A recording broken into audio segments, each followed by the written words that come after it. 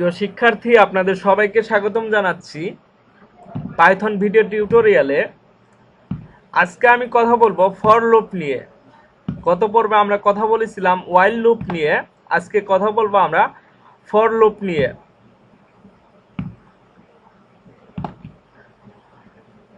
For loop use করার জন্য আমরা প্রথমে ফর কিটা নিয়ে নিব, ফর কি। এরপর আমরা যে কোনো একটা ভেরিয়েবল নিব, আপনারা যে কোনো নামে ভেরিয়েবল নিতে পারেন। আমি এক্স নামে একটা ভেরিয়েবল নিচ্ছি এবং এর ভিতর আমি ইন কির সাহায্যে ইন করব। কি ইন করব আমি সেটা আমি ইন করব। আমি একটা ফাংশন নিচ্ছি, রেঞ্জ ফাংশন। এই রেঞ্জ ফাংশন সম্পর্কে আমি কিছু বেসিক ধারণা দিচ্ছি আপনাদের। পরবর্তীতে আমরা আরো আলোচনা করব এই রেঞ্জ ফাংশন নিয়ে। এই রেঞ্জ ফাংশনে আমরা তিনটি ভ্যালু দিতে পারি। এই রেঞ্জ ফাংশনে আমরা তিনটি ভ্যালু দিতে পারি।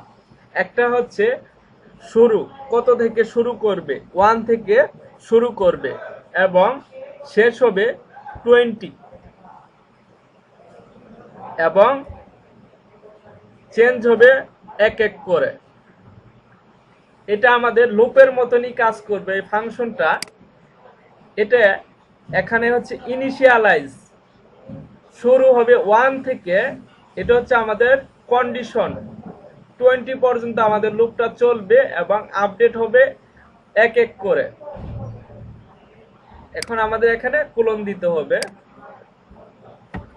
কোলন। আমি এখানে কি করলাম, আমরা চাচ্ছি ফর লুপ ইউজ করার জন্য। ফর লুপ ইউজ করার জন্য ফর কিটা নিলাম, এরপর আমি একটা ভেরিয়েবল নিলাম এক্স নামে। এখন আমি ইন করব এই রেঞ্জের ভিতরে। আমি যা যা করছি এটা পুরো কাজটা আমি ইন করব কার ভিতর, এক্স এর ভিতর। এখন আমি প্রিন্ট করব এখান থেকে এক্স কে। এখন যদি আমি কোডটা রান করি কি হয় দেখা যাক। আমাদের এখানে 1 থেকে 90 পর্যন্ত আমাদের এখানে কি হচ্ছে, আউটপুট দিচ্ছে আমাদেরকে। এটা আমরা কিভাবে করলাম, ফর লুপের সাহায্যে করলাম আমরা।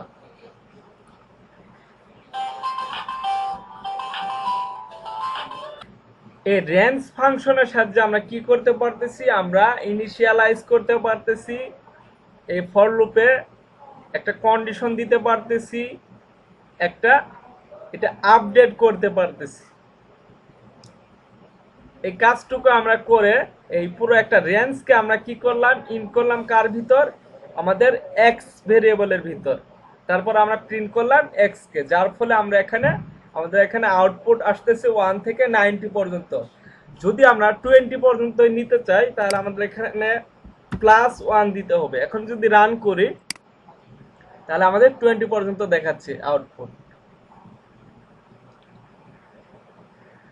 তো কিভাবে ফর লুপ ইউজ করতে হয় অবশ্যই আপনারা বুঝতে পারছেন।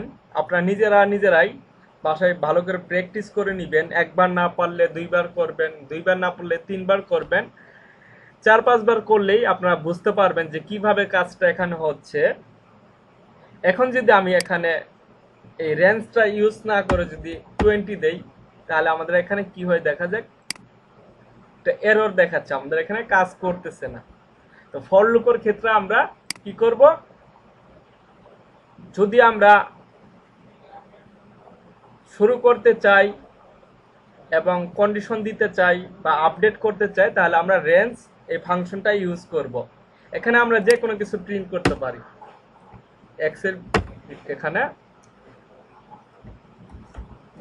হ্যালো, এখন রান করি, আমাদের 1 থেকে 20 বার পর্যন্ত আমাদের এই হ্যালো প্রিন্ট হচ্ছে।